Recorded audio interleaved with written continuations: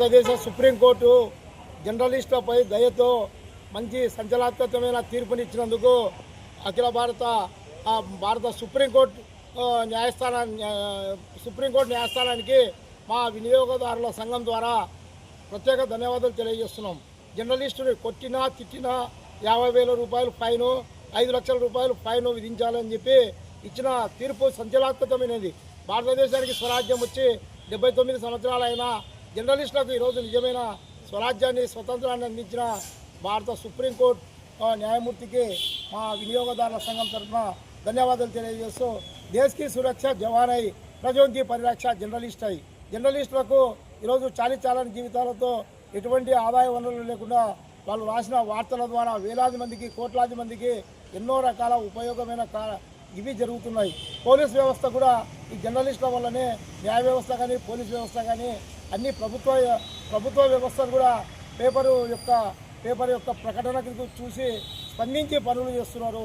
మానవ హక్కుల సంఘము లోకాయుక్త కూడా సుమోటోగా పేపర్లో వచ్చిన వార్తలను చూసి వెంటనే ప్రజలకు పౌరులకు సేవలు అందిస్తున్నారు.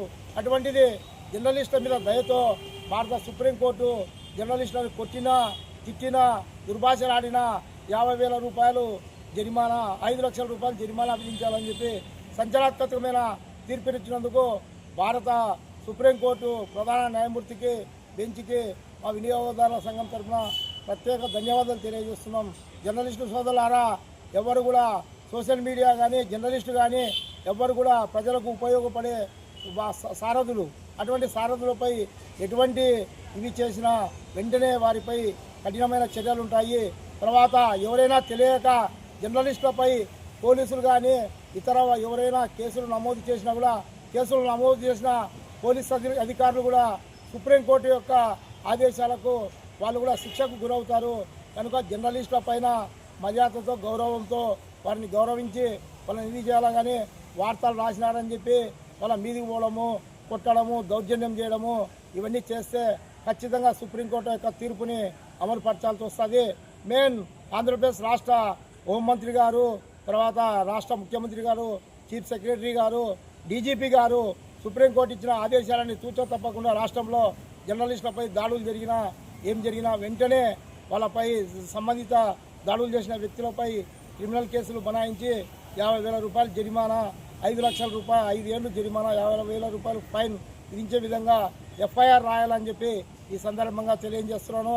రాష్ట్రంలో రోజు రోజుకి ఈ జర్నలిస్టులపై దాడులు ఇవన్నీ ఎక్కువవుతున్నాయి. Print media, electronic media, social media, YouTubers మీద జరుగుతున్న అన్యాయాన్ని, ఏ అన్యాయం జరిగినా ఎవరైనా అక్రమ కేసు పెట్టినా వెంటనే సుప్రీంకోర్టుని ఆశ్రయిస్తామని చెప్పి సుప్రీంకోర్టులో ప్రజా వాయిద్యాల కింద పిల్లేస్తామని చెప్పి ఈ సందర్భంగా తెలియజేస్తున్నాను. నా పేరు ఏఈ నాగరాజు.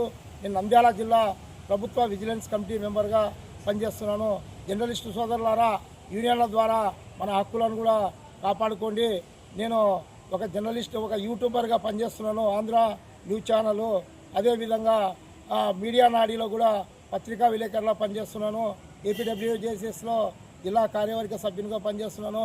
ఖచ్చితంగా జర్నలిస్టులందరూ ఏకమయ్యి మాకుమ్మడిగా మన హక్కులను కాపాడుకోవాలని చెప్పి ఈ సందర్భంగా తెలియజేస్తున్నాం. నంద్యాల జిల్లా, కర్నూలు జిల్లా ఎస్పీలు ఎక్కడైనా కానీ జర్నలిస్టుల మీద దాడులు జరిగితే వెంటనే వారికి న్యాయం చేయకపోతే పోలీస్ వ్యవస్థ మీద కూడా మేము కోర్టును ఆశ్రయిస్తామని చెప్పి ఈ సందర్భంగా తెలియజేస్తున్నాం.